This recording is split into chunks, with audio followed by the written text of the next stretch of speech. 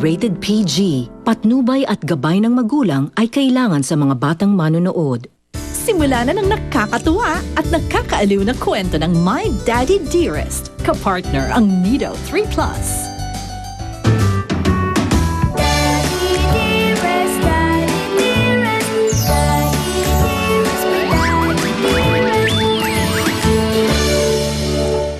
Ano ng plano mo? Hindi ko nga alam eh. Ang alam ko lang, kailangan ko tulungan si Daisy. Naaawa na ako sa kanya. Sinisisi niya yung sarili niya sa nangyayari sa daddy niya. Aha! Kaya pala palaging wala ka.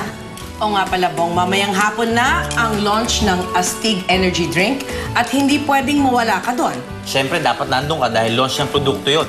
At kailangan makita mo yung video dahil pasabog yun eh. Dahil nilabag mo ang ating batas, ikaw, Winnie, ay pinapatapong ko sa mundo ng mga tao, paalis sa kaharian ng mga engkantada. Bakit mo sinasabing nagbabago yung pakiramdam mo? Dahil totoo nga nagbabago na ako. Babae na ako. Babaeng babae ako.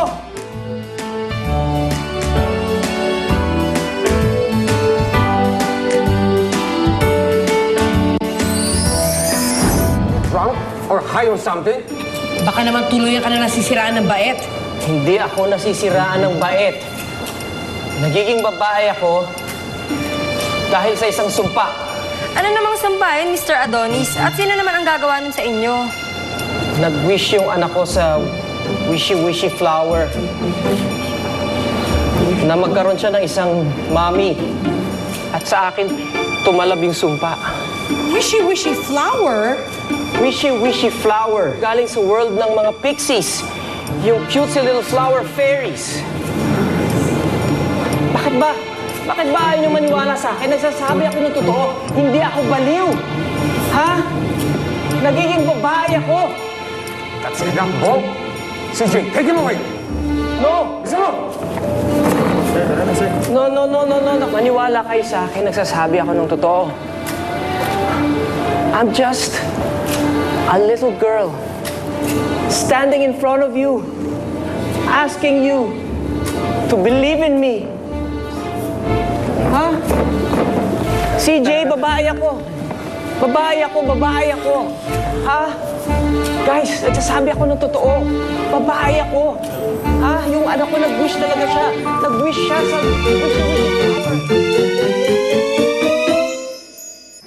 Mahal na Reyna, nagmamakaawa ho ako. Huwag niyo po akong patalsikin ng kaharian.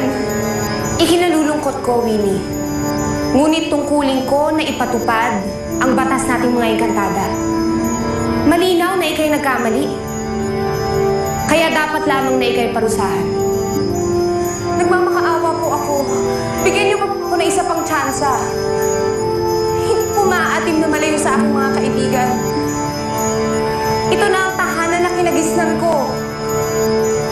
Handa po ako magbayad sa kasalanan ko sa iba pang paraan. Huwag niyo lang po akong paalisin dito.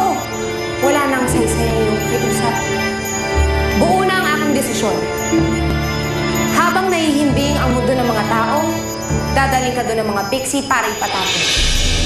Dalhin niyo na si Winnie sa piitan. Parang awan niyo na po. Nagmamakaawa po ako. Patawarin niyo ako, mahal na Reyna.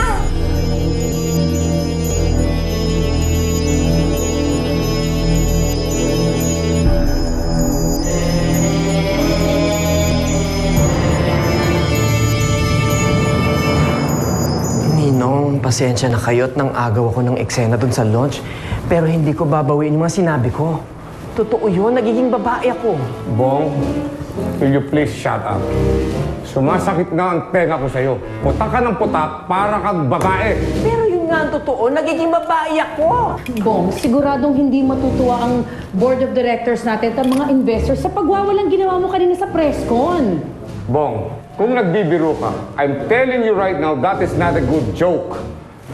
Siguradong magiging laman ng lahat ng business pages ang nangyari sa presscon. Magiging katawa-tawa ang ating kumpanya. Gusto ko lang naman patunayan na hindi ako baliw. Alam nyo,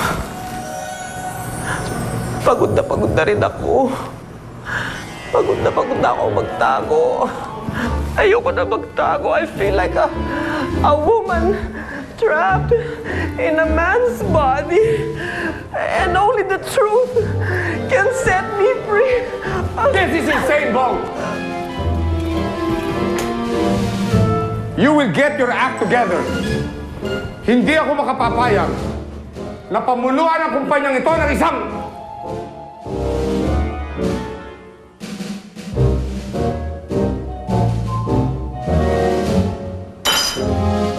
Tama yun! Para yun lang eh, umiiyak ka na. Parang kang bakla. Hindi ako bakla, no? Babae ako.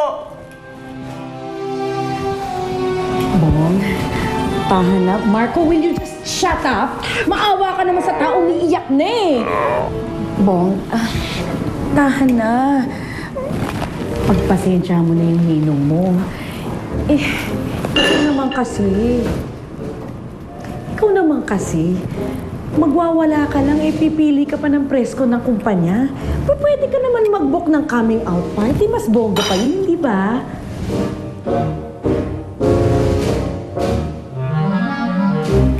Ana.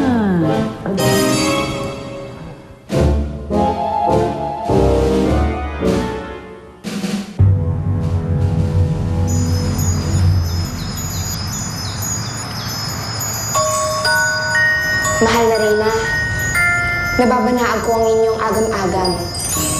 Meron mo bang bumabagabag sa inyo? Hinuhusig ako ng aking konsensya, Bighani.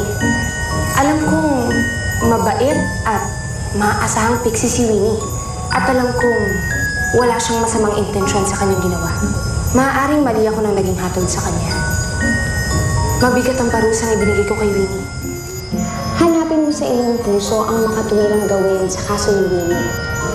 Ikaw ang aming pinuno. Kung ano ang iyong iutos o wikain, ay siyang batas na aming susundin. Kung gano'n ay binabawi ko na ang aking unang hatol kay Winnie. Hindi ko na siya palalayasin ng kaharian. Ngayon din ay dalhin niyo siya sa akin para masabi ko ang magandang balita. Susunod din, mahal na Reyna.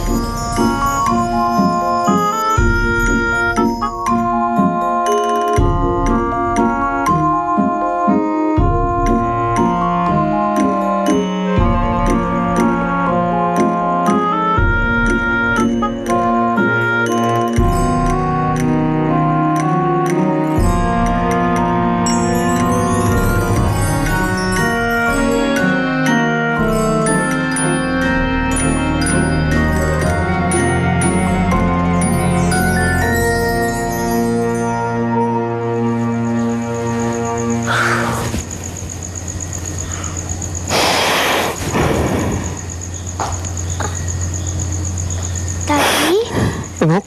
Sao? Ha? Bakit po kayo umiiyak? Hindi naman ako umiiyak. Bakit gising ka pa? Halika nga dito. Hinintay po talaga kita para mag-good night.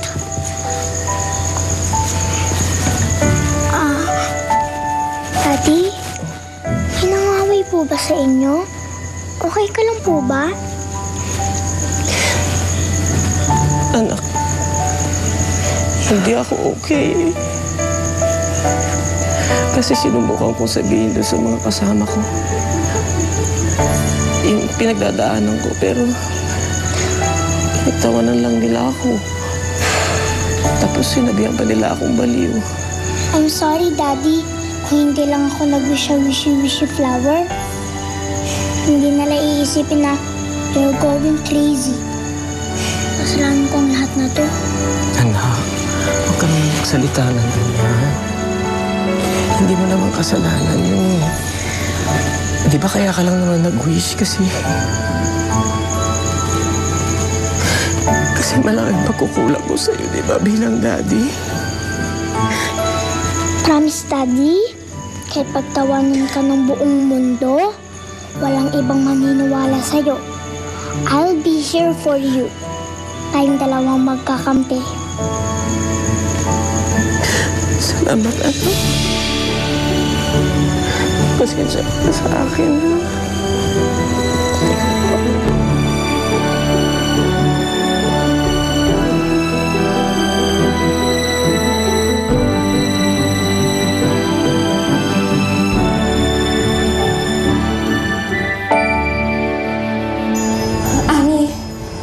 Kinakabahan na ako. Malapit na maghating gabi.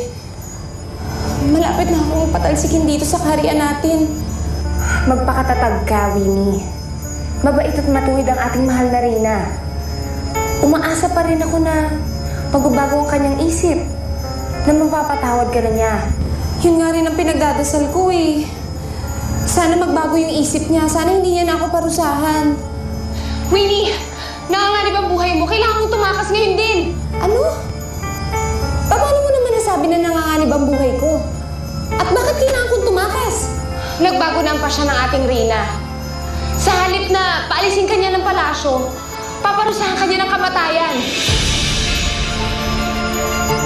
Tama si Minnie. Iligtas mo na ang buhay mo. Hanggang may pagkakataon pa. Pero saan ako pupunta? Kahit saan. Basta kailangan mo na makaalis dito.